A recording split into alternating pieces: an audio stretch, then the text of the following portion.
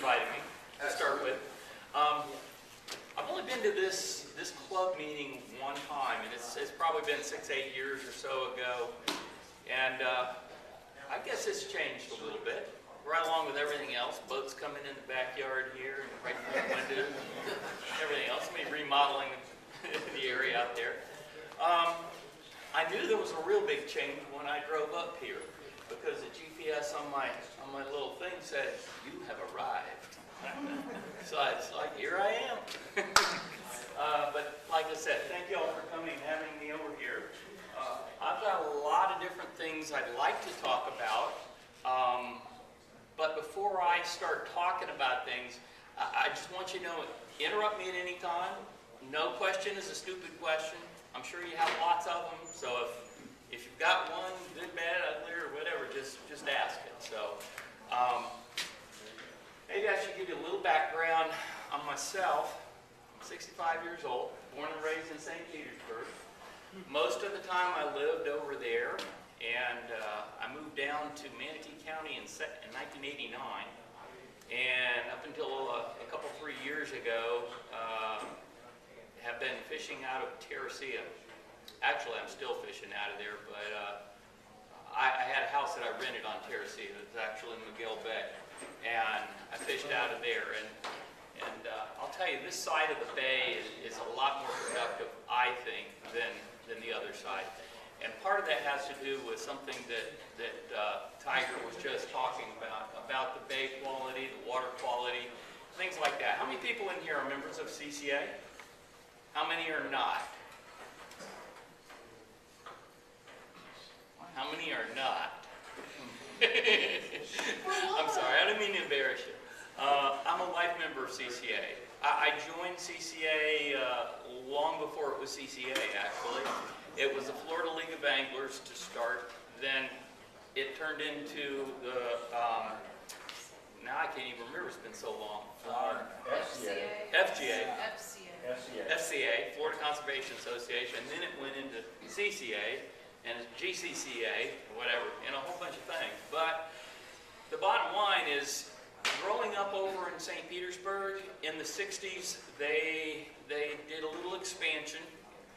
They dredged and they filled, and all this stuff having to do with Fort DeSoto has to do with the destruction of the bay to build all of that land that joins from St. Petersburg, South St. Petersburg, out to Fort DeSoto. Okay? And when they did the dredging and filling, you see booms and little silt catchers and things all around places that are being dredged or filled right now. But they didn't do any of that back then.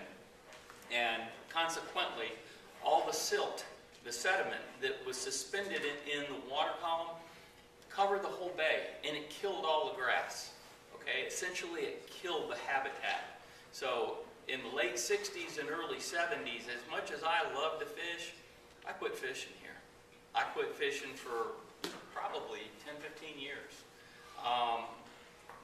Since I turned about 21 years old, I've been field testing for manufacturers of all kinds of products, be it hunting, fishing, outdoors, camping, lots of different things. Anything from rods and reels and lines and lures to bug repellents, clothing, just lots and lots of things.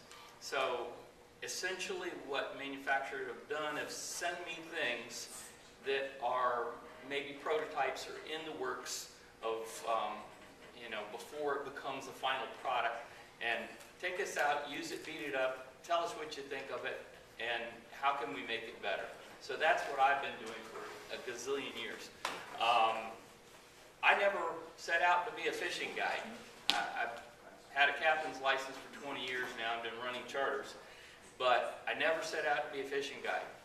Manufacturers would send products to me, lures and whatever, and I'd be testing them and tweaking and doing whatever, and I'd give them back to the manufacturer.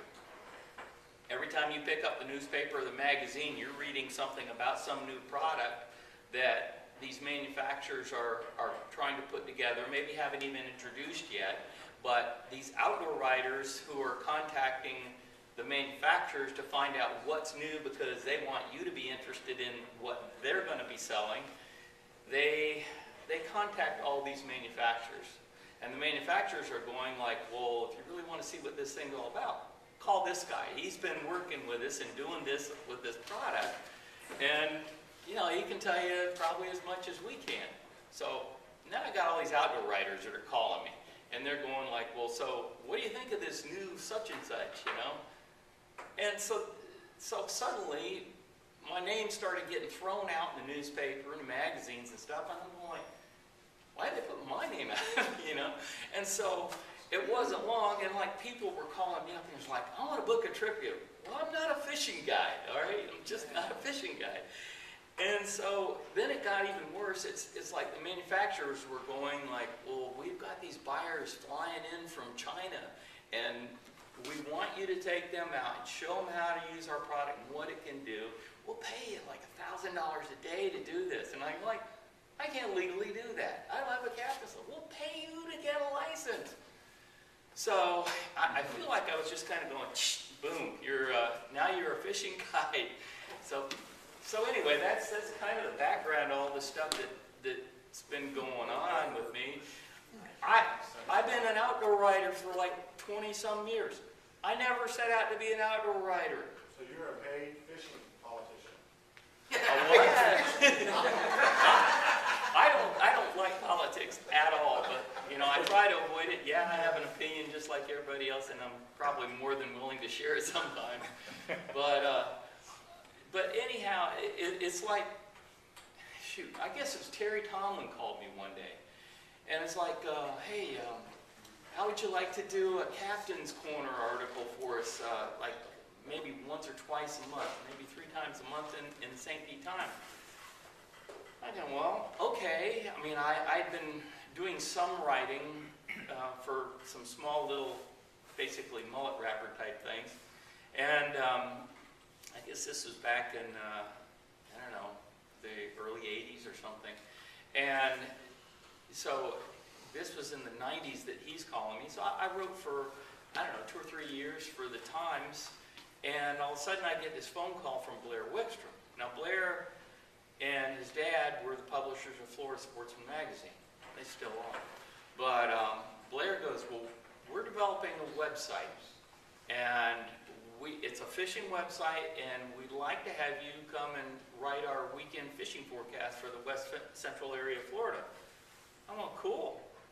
He goes, and we can't afford to pay you a lot of money, but this is what we can offer you. And I'm like, gee, that sounds great. And I thought, what the hey? So, I mean, I was already writing personal fishing reports and other stuff for mullet wrappers, and why not, you know? So I started writing for them, and in the meantime, I'm putting out a few things on my personal fishing report for, you know, all my clients and other people, and so suddenly the word gets back to Terry Tomlin that, well, you know, you can't do that. I said, I can't do what? He said, well, you can't write for them. I said, for who? He said, for Florida Sportsman. I said, well, it's for a website. He says, yeah, it's a conflict of interest. I said, well, I don't know. It's you know, not the same kind of media. He goes, well, we're going to have a website too. And I said, well, they're willing to pay me, you know, this, and it's like, what are you going to do? He says, well, we can't really afford to match that. So I said, so anyway, bottom line is that I quit writing for the Times and started writing for Florida Sportsman for their website. A few months later, I get another phone call from Blair, and he's going, well, you know, we've got a radio show up in Jacksonville, and we're expanding it down here in Tampa, and I'm wondering if you'd like to be, you know, one of the co-hosts on the show. Because they'd started the show like 6 months or so prior, and Dave Mistretta, excellent fishing guide over in Indian Rocks area out of there. Runs at Jaws too. He was a co-host with back then Gary Folden, but anyway, Dave was leading the show, and so they called me and asked me if I wanted to do the radio show. I said, oh, sure, I guess, why not? So I started doing the radio show, and then I get this other phone call from Jeff Weekly, he was the editor of Florida Sportsman, and he's going like, well, we've been doing some thinking, we're going to make some changes. How would you like to write the action spotter for West Central Florida? And I'm going like, in the magazine? He goes, yeah. Well, okay. So, yeah, I'm writing for the magazine. I'm doing a radio show. I'm writing for the website. And then Frank Sargent called me and says, we're starting up this thing over in the newspaper, and we've got maybe a dozen or so people that we want to have write. Would you like to write for the paper? He says, we're kind of whittling it down so that we got one captain writing a day for, every week. I said, well, sure. I'd fished with Frank before. Frank used to live down the road here. Unbelievable fisherman. If you've never had the opportunity to fish with Frank, not only is, in my opinion, one of the absolute best outdoor riders there are, but he's the guy that not only talks the talk, he walks the walk. He's an excellent fisherman. So I fished with Frank a bunch of times, and he said, you ought to do that. I said, well, okay. So here I am writing for a newspaper, a magazine, a website, and testing products for people that I don't know, and people calling me and it's like, let's go fishing. I'm like, okay. So here I am. But anyway, I've used a little bit of everything and a lot of things that I don't really even care to use again. But it's because people are trying to make something that works. I mean, how many of you can't sleep? At 3 o'clock in the morning, you're sitting there and an infomercial comes on with like the flying lure or the helicopter lure or something like that. Okay, a lot of this kind of stuff never really makes it. But you know what? Everything that I've ever used, I've been able to catch fish on. That doesn't mean they're great lures. What it means is that I work my butt off to try and catch fish with whatever I've got. You've got a CCA tournament that happens either over here or down in Sarasota or St. Pete or whatever. It's a Polaroid or a photo or release challenge. And in that tournament, they have a tackle box. Now, different manufacturers donate whatever lures that they want to that tackle box for the tournament anglers. Those are only the lures that they're allowed to use. There's a bunch of soft plastics. There's usually a couple of hard baits, maybe a spoon or two. And if you love using soft plastics like I do, those are probably going to be some of the first things that you throw. And if there's not a lot of them, we do have these things that a good friend of mine, Captain Mark Nichols, who owns DOA Lures, gets credited for having a puffer farm here in Tampa Bay. but as it works out, whatever is in that tackle box, and only what's in that tackle box, you're allowed to use. Okay, I distinctly remember dating this girl who used to like to use live shrimp. And I wasn't really into using live shrimp or any other live bait. In fact, I don't use any natural bait at all on my boat when we're running charters. But she liked to do that, so all right. I said, okay, let's get some live shrimp. And so we decided we were going to have this contest. One day I was shopping, I think, in a Kmart in the tackle shop, and I saw this funky looking thing that kind of looked like a shrimp, but it had two little hooks coming out of the back of it, and it was a DOA shrimp. And it said, real pond-raised shrimp. And I'm going like,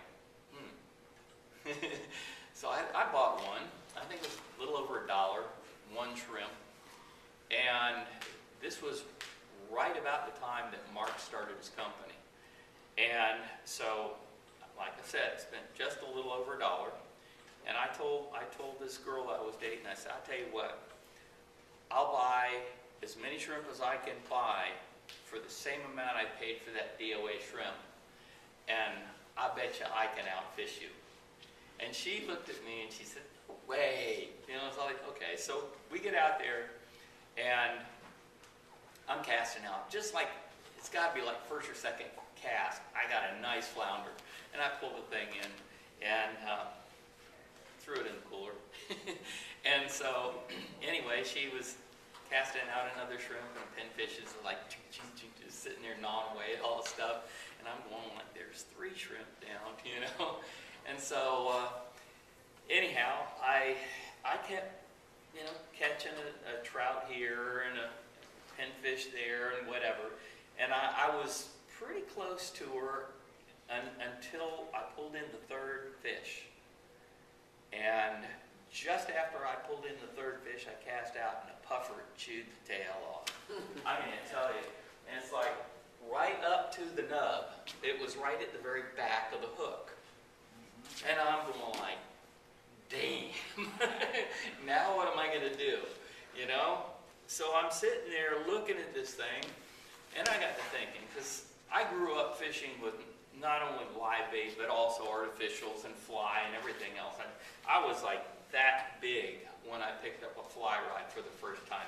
My mom, my dad, and my grandfather made me do it. My grandfather had thousands of patents that were of products that he came up with, that he sold all across the U.S. and foreign countries and everything else. Anything from birdhouses, bird feeders, garden markers, rods, reel seats, etc., etc. He dealt with the Shakespeares, the Hedmans, and all those people in the beginning when, you know, fishing was really getting going. And that's kind of how I got my interest, I guess. But, you know, in the 50s, he had a boron fly rod. The space industry didn't even quite have it then, but it was in the process. So anyway, I'm sitting here with this nub of a shrimp, and I got to thinking, well, now if I was fishing live bait or live shrimp, and something bit the tail off, what would I do? I'd throw the thing back out again, right? So that's what I did. Bottom line, when she lost her last shrimp, she had 4 fish. I had 13. 10 of those were caught on nothing but the head of the shrimp, of a DOA shrimp. And I sat there and started thinking to myself, you know, I don't really smell shrimp in here. I've had shrimp that I've left in the live well too long, in like several days. It doesn't smell anything like this. I'm going like, I don't know what he's doing, but whatever it is, it works. And so, gosh, that was, I think 1988 or 89 when I first met Mark right after that. And I went up to him and I said, you know what? I don't know what you do with this thing, but it really works. And so it was one of those things that was encouraging to me. And something else that I found out that, you know, just because something bites a tail off of something, don't think that it's not usable anymore or that it doesn't really work anymore. You just have to think of it in terms of what is it now. See, I fish with a lot of different things. One of my favorite lures is this one right here. This is a cow shad. In fact, I don't think I've got one with me, but Mirror Lure a couple of years ago came out with a soft plastic line, and they have one slightly larger than this, and they call it the marshmallow. Love that bait. It's another great bait, but it's kind of a similar profile, a little bit bigger and a little fatter than this one, and a little softer. Has real good action. But all the time I'm thinking, okay, puffer or pinfish or something comes up and naps the tail off of this thing. 99% of the time, because I like the action, the way the tail is designed, I'll change it out. But a lot of times, I'll end up with something that looks a little more like this other bait here, if I can get it open. This is basically a child-proof container, so I have a problem. Hang on. This is a Mirror Lure Little John. If you guys have never fished the Little John, it is a terrific redfish bait. Unbelievable redfish bait. Well, they say that Eric Botnick and the gentleman from DOA went in on halvesies on that hammerfish farm. Probably. That's highly possible. I know Eric and Mark are both good friends. But I'm sitting here looking at this and I'm looking at this. Neither one looks alike at all. Now, if I cut the tail off of this little thing, it looks like a miniature version kind of this. So when the puffer or the pinfish or whatever, bluefish, Spanish mackerel, whatever, takes the tip of the tail off and it loses that action that it has on its own, don't fish it like a shad body anymore. Fish it more like a jerkbait. Okay, so you have to change how you fish to what the plastic and form is like. Okay, I fish this bait. Now I know some guys that are really good anglers. They'll fish this bait on a quarter or even a 3/8 ounce jig head. In fact, Eric Bachnick likes the Little John XL, and he'll fish it on a quarter-ounce head. I fish this on either a 16th or an 8th. Okay. What this bait does when I do that, it falls very slowly, but the darting action's tremendous with this thing. I mean, you can make this, if you've never used artificial lures before, I highly encourage you to find somebody with a really big swimming pool. Take your rod, take your lures over there, and fish them in the pool. Not that there's really anything that's going to eat them, hopefully, but just to see what the action is. See what the action of that lure is when you do what you do with your rod, or how fast you reel it. Take 10 different spinning rods and reels, put them all together, different brands, everything else, and when you turn the reel one revolution, the reel handle goes around one time, X number of inches will move.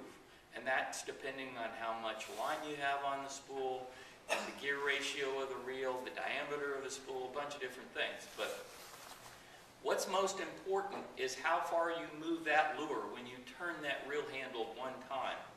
That's important to know because I'll tell you something. With some of the rods and reels today, the quality is so good. Like Tiger was saying, you could put that thing in orbit. Okay? I was on Loomis Pro Staff. There's a guide program, there's a Pro Staff program. Two completely separate different things. A program that they have for guides basically it says, yes, we'll sell you our rods at a discount. Pro Staff is something a little bit different. It's different in the sense that they don't look at that person as, okay, he's another guide and looking for a discount. Because they realize that there are people who, I don't know how to say this, I have an ability that's a little different than a lot of people. And it's, I'm not bragging or anything, that's not what I mean. But I'll tell you, I can pick up rods, I can pick up reels with line, different kinds of line, different diameters of line, and different kinds of material, and tell you what it is and what it's going to do sometimes. I fished with Loomis rods for 16 years until Shimano came in and bought the final portion of Gary's rod company. A lot of things have changed since then. I don't think the same, and I don't want to put this in a way that sounds bad, I don't think the same rods that you buy from Loomis today are what they were when Gary owned the company.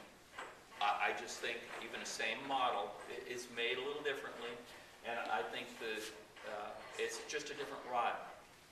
So I did not pursue staying with Loomis after that. I just kind of went out and looked around and came up with some ideas of some places to pick up some rods that worked.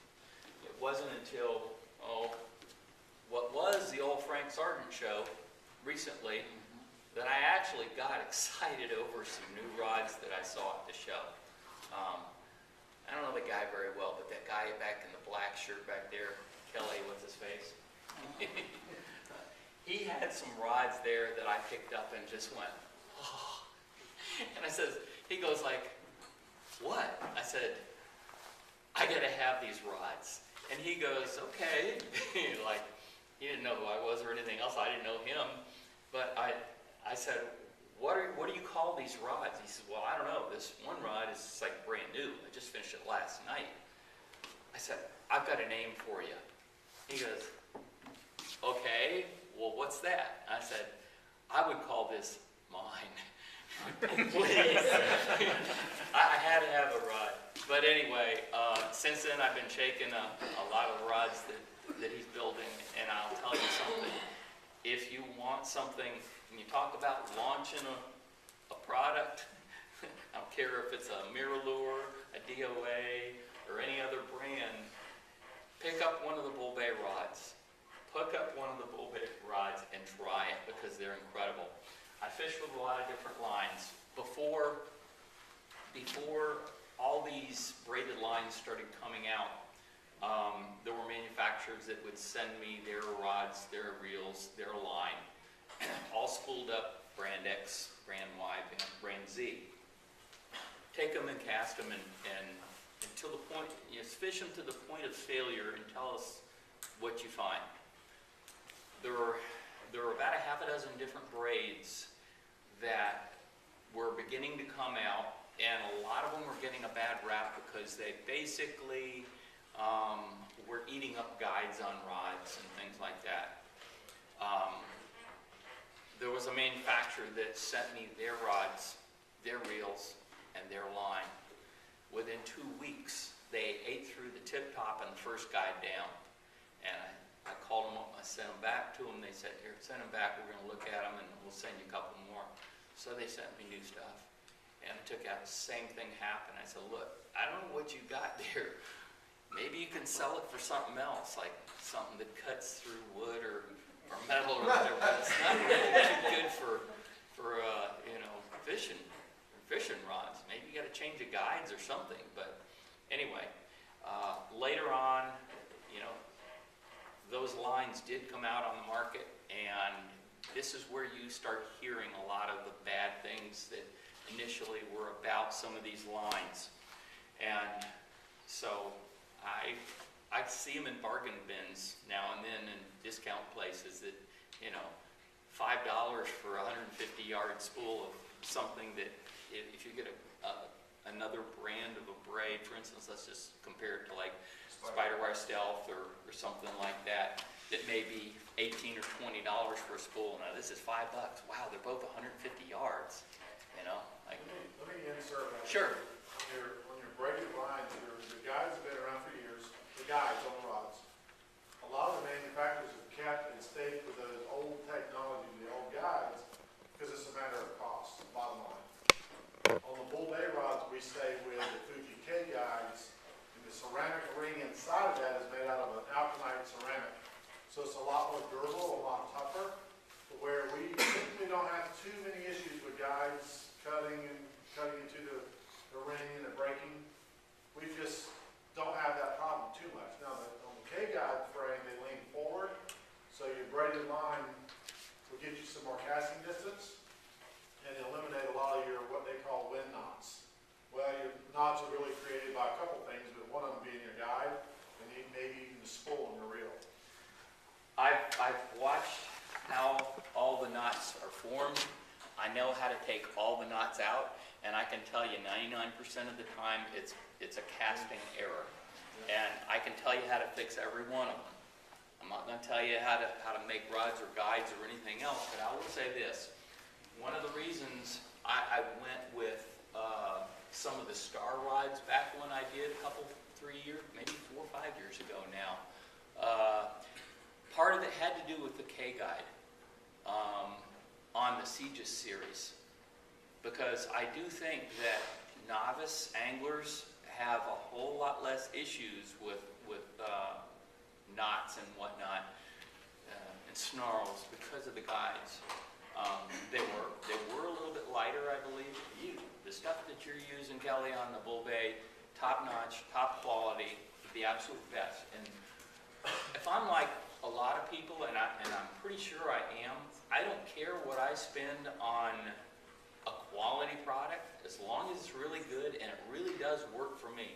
There's not one single thing on my boat that's not functional, that doesn't work for me, and it's because it works well. okay? You know, guys go, I had a guide tell me one time, I went to a fishing show somewhere up in the Panhandle, and there's a booth over on the side, and this guy's sitting there, you know, with a booth of lures and whatnot, and I went up to him, I said, how long you been guiding? Oh, I've been guiding like 25 years. Wow, yeah, that's a long time.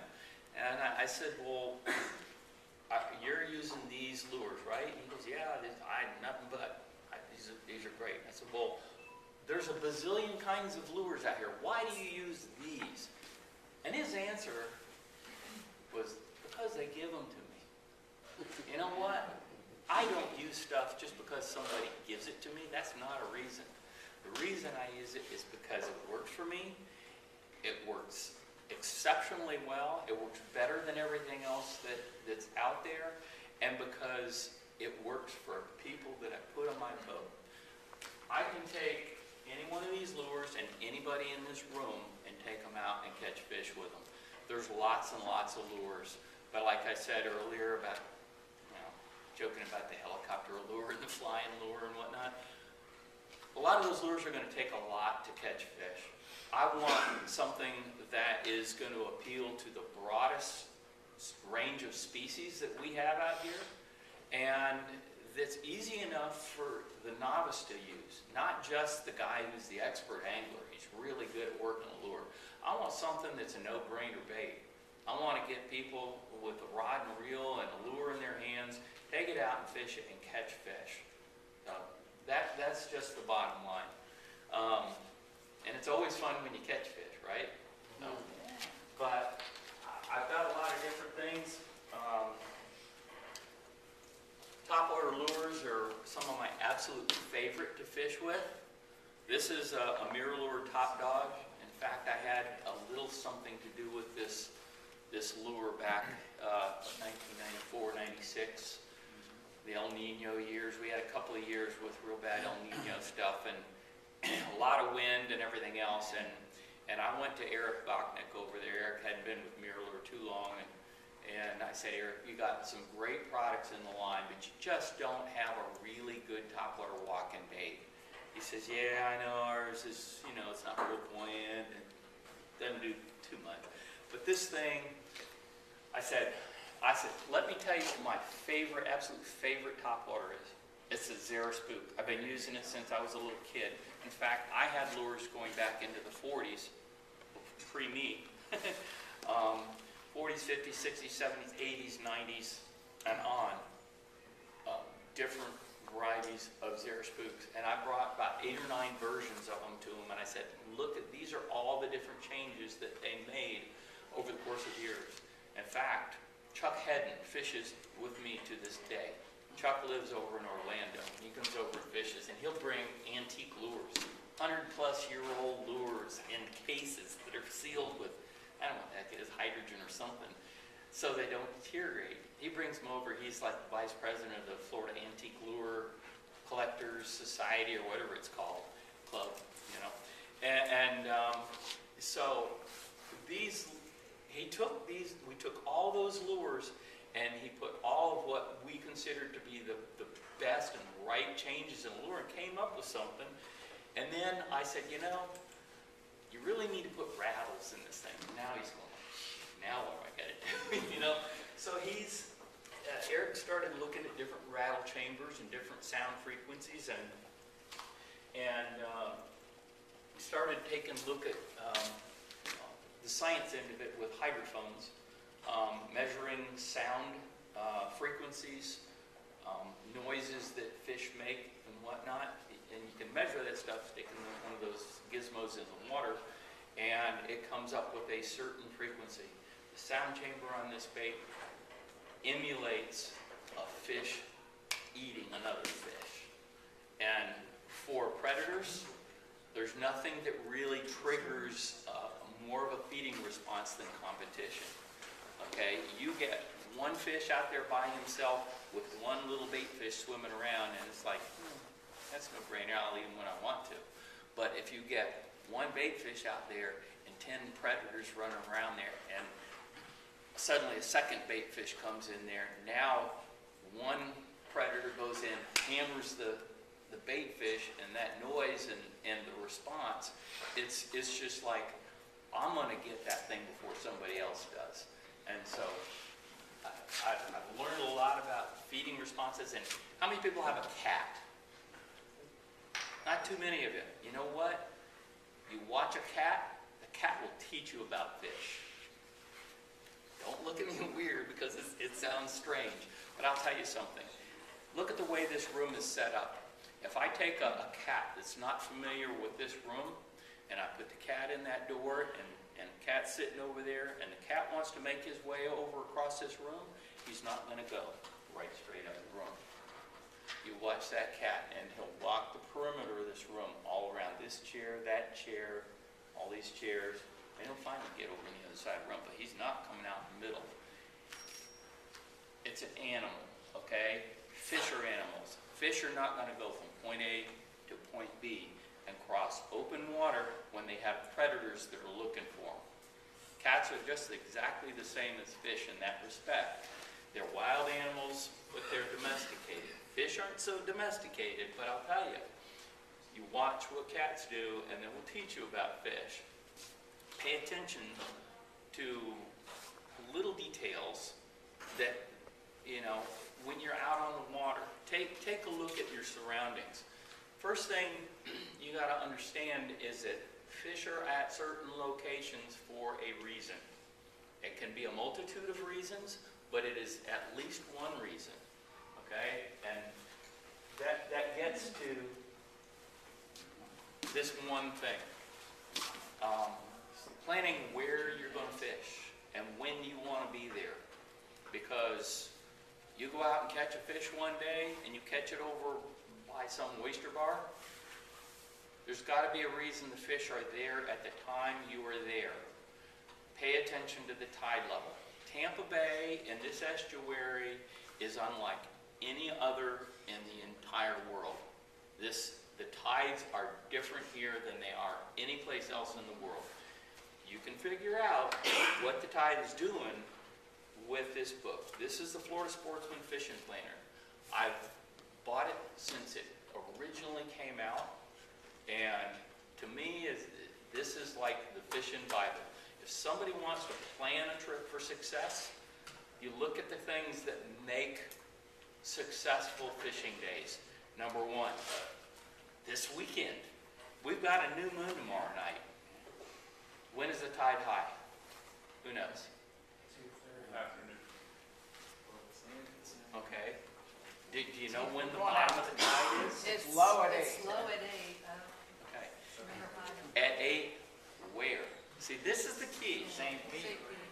That's the St. Pete base, but this has all the tide That's what we're corrections. using. Now, Let me add this. I buy that, I cut out my section, and then I put it on my copier, and I blow it up to the full page.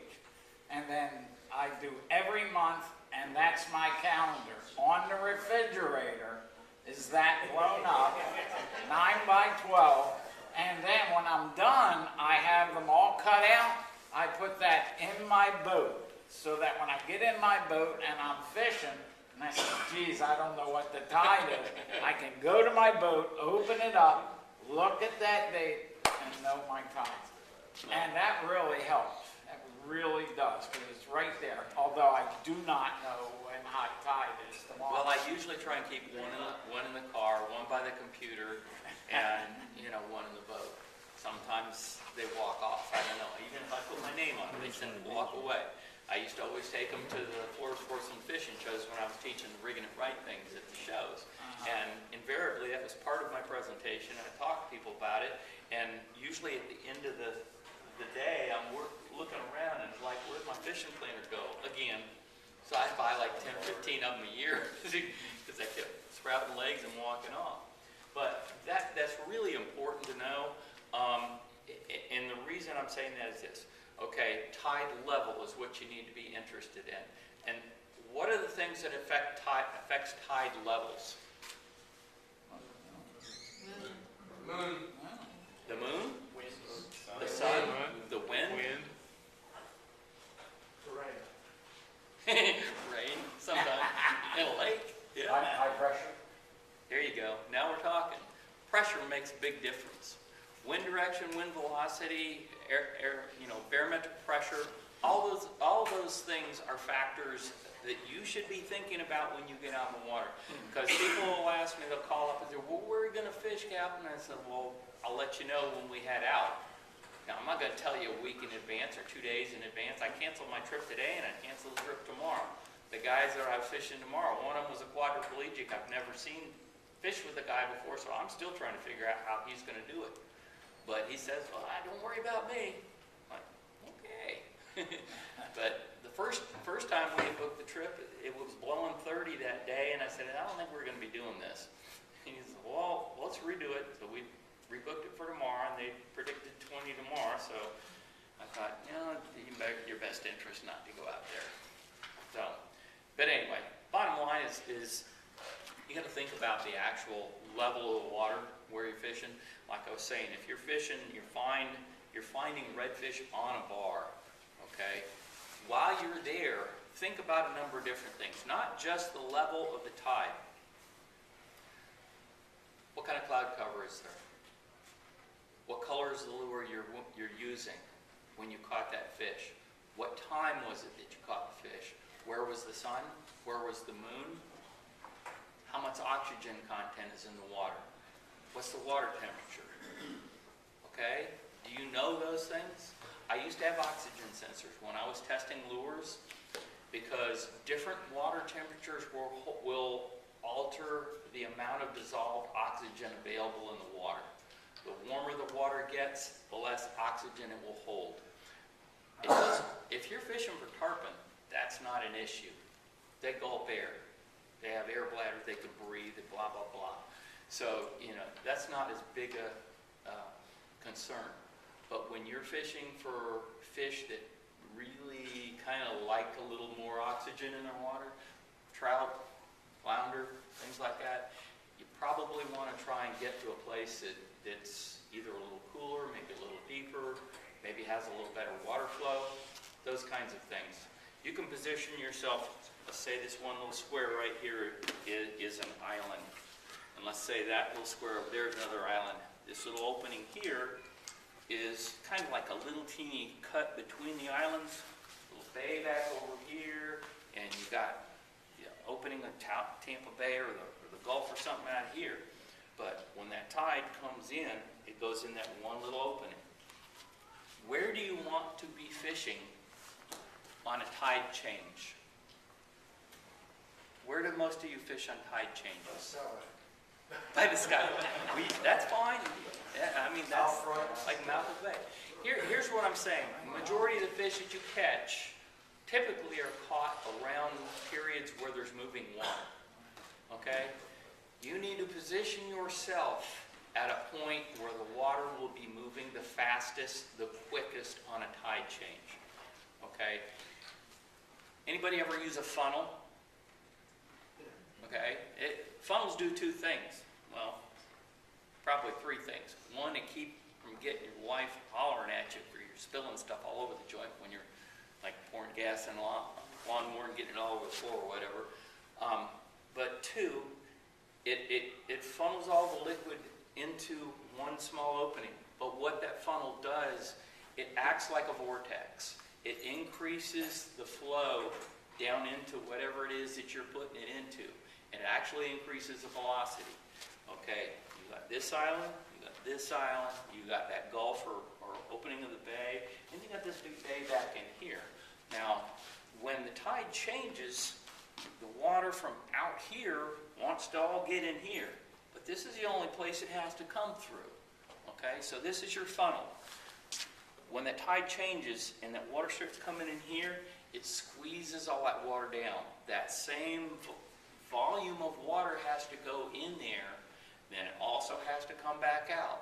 So position yourself somewhere in a bay around a small opening on tide changes, okay? Because that's where you're going to find the laziest fish. Okay, the laziest fish are usually the biggest fish. Big fish don't get big because they're stupid. They get big because they're lazy and smart. And they're lazy because they're not going to work so hard for fish. they want to eat something, but they're not going to take that finger mullet that's hauling buggy like 30 miles an hour up there and chase them down. They're going to sit right over about here, and water's coming in here. They're right behind this little clump of mangroves, and they're in an eddy. All right, the eddy is just kind of like sitting there. All right, they don't have to work to stay there, but everything that's coming in this bay is coming right in here, and it's like a conveyor belt of food, you know. And so put yourself where the fish are going to be when they're going to be there. But if you notice, if you look at any flat, now this is probably going to be a fairly decent weekend to take a look at lower tides. Oh yeah, but it's going to be like late. Let's see. Okay, well, I don't know what time it is. Oh, coincidence, right about now. Over at the St. Pete base at 8:25 is a negative 0.1 tide level. That's 1/10 of a foot below mean low water. Okay, so that's not much. It's an inch or two, something like that. Okay. However, what direction is the wind blowing from? North. Hello. Whenever we have wind blowing with any kind of northerly component, it blows water out of the bay. Depending on the velocity of the wind, we can have as much as a foot or more below these predictions. So think about that when on a high tide that you've got maybe an hour or two left in that tide before it reaches the peak. And think about that before you run way back up in Joe Bay or way back in Cockroach or something, and the tide changes, and suddenly that wind that was just howling and blowing stuff out, but the water was pushing and pushing to try and get in at its highest, and all of a sudden it reached as much as they could come in, and it's like, I just can't do it anymore. And the tides change, it starts to go back out, but that wind is still honking this way, and it's going whoosh. It's like somebody pulls a plug and the whole freaking bay drains. And you're stuck up in Cockroach or up in Joe Bay or someplace out Bishop's Harbor with no mosquito repellent. And the no-see-ins are eating you a new one, you know? So, speaking of which, there's some excellent products that I've been testing that are really cool. Ben's makes a really great product. And with it's a mosquito repellent, but they make something called Invisinet. It's basically a head garment you can wear, you see through. It's light, it's airy, you know, wind comes in, and when you decide that the best time to come in is right at dusk, and you try and go into Cockroach or something, and well, maybe your wife or girlfriend or whatever is not really up for giving blood that day, and everything is there to meet and greet you, you know? So it's pretty good stuff. Just a couple of thoughts on something. Jeez, hope you guys have a long time. Do you get kicked out at a certain time here? Quarter till what? 9. Who? Quarter till 9. Seriously? We get out of here by 9. Oh, gee. Okay. Let's see. Anybody know what this is? Sluggo. Who? Cinco. Well, somebody says Cinco. Yeah, it kind of looks like Cinco. It's actually, you can call it a freshwater line of lures that DOA puts out, but this is not a commercial. This is just something to tell you about something. Redfish. How many like to fish for redfish? Okay. Some of my best producing redfish lures are these Cal Shads. This Mirror Little John. You like those colors there? And this Eppinger Rex spoon. Okay? Weedless spoon. I'm sorry, what was your question? You like those colors? No, I love these colors. Okay. What's even better is the fish love these colors. Okay, let me tell you something about colors since you brought it up. It's all your fault. If we shut the lights off in here, these lures will look this color. Okay? They will glow a chartreuse. And there's a reason why I use them a lot.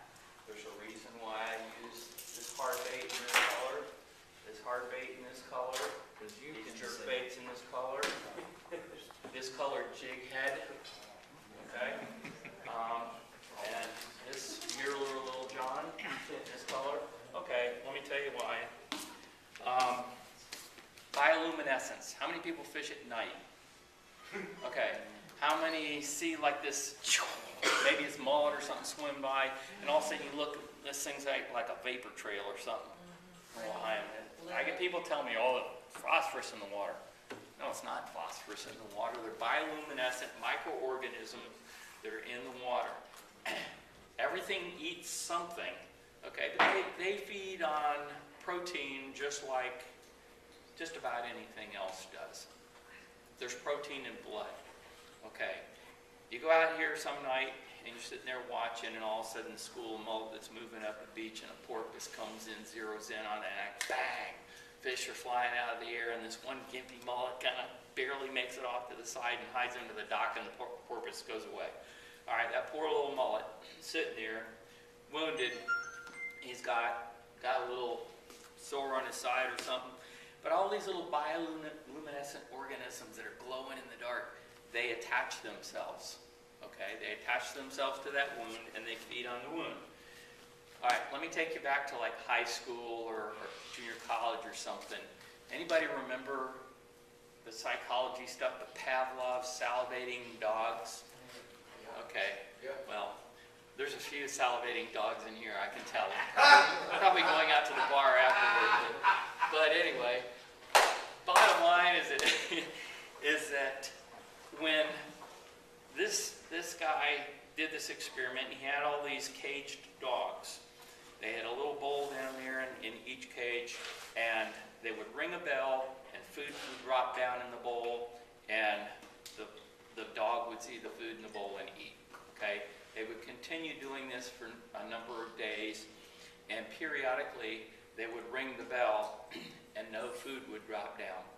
The observation was that after watching the dog, after a while, when the bell would ring and the food would drop down, they would eat. The bell would ring and the food would not drop down, and the dog would start salivating.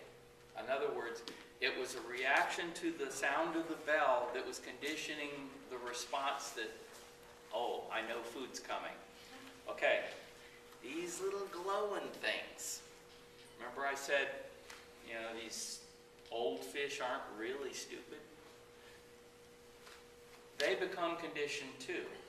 Like when they see this little glowing object on a mullet that's kind of trying to go by, you know, and they realize, every time I see one of those mullets swimming by that's acting kind of gimpy like that, and he doesn't swim so well, and I can eat him a whole lot easier than that guy with the racing stripe down the side that's just hauling buggy. So they start going for the weak and the wounded. Okay? So that's what the predators are the big ones are really targeting. The guys that are fishing dead bait on the bottom, that's a no-brainer for big fish. You take a ladyfish or something, heck, get the Mad Snooker to go out and show you this stuff. This is cool. Sometimes they'll even trim the fins on bait fish. That'll slow them down. You know, you cut your legs off, you can't move very fast anymore. And basically that's what's done to make these fish want to eat. All right? It's kind of different when you're doing it with artificial lures because you have to give that lure the action, and it's not like taking live bait out and feeding fish. It's taking something out that maybe looks like live bait and fooling the fish with it. Okay? So as far as I'm concerned, I'm not into feeding fish. I'll go to the park and feed the pigeons once in a while or something like that, but I'm damn sure not going to go out and just feed fish. I'll go out and I'll fool fish. I think that's a lot more fun, personally. A little bit more rewarding too when I know that, you know, that really big fish got really big because he wasn't stupid. and to think that I could fool a big fish into eating something that, number one, wasn't even real, and number two, you know, kind of wiggle it the way he liked it. Well, that's kind of cool. So, all right, I only have 15 more minutes, so if you have questions, just pick it up and yes. You talk about redfish, what about trout? What do you like for trout? What do I like for trout? A whole bunch of different things depending on the time of the day, time of the year, whatever. This is a little longer leader than most, but I was using it a few months ago, a couple months ago, actually. The cooler. This is a deadly combo from DOA. I always put my own leaders on, but typically they're going to come out of the package about that long. And actually, the DOA makes something else called the Terrorize. It's a different bait. I didn't bring one with me, but that one works very well on this rig as well. It's a clacking noise that I think attracts fish and calls fish to you. If you don't have a lot of lures in your tackle box, you absolutely need to have this one in there. This is a mirror lure Mirrodine, okay? The number on it is a 17 MR. This is a cracked glass in one of the newer patterns that they have. I do tarpon fish. Suspending? Excuse me? Is it suspend? It's a suspending bait, but understand every suspending bait depends on the salinity of the water. Okay, so the more salt, obviously, the more buoyant it is. Do you walk that lure? You can. Okay. You can do a lot of different things with it. If you just take your rod with that lure, take up the slack, and sweep the rod, the lure will vibrate tail first, just like this, okay? Or you can just take it in light little twitches, like that, and it'll make the bait kind of dart. I had a lot of people asking me, it's like, okay, well, how do I work this cow shad? Okay, watch a bait fish. Bait fish don't just go swim in a straight line. They just don't.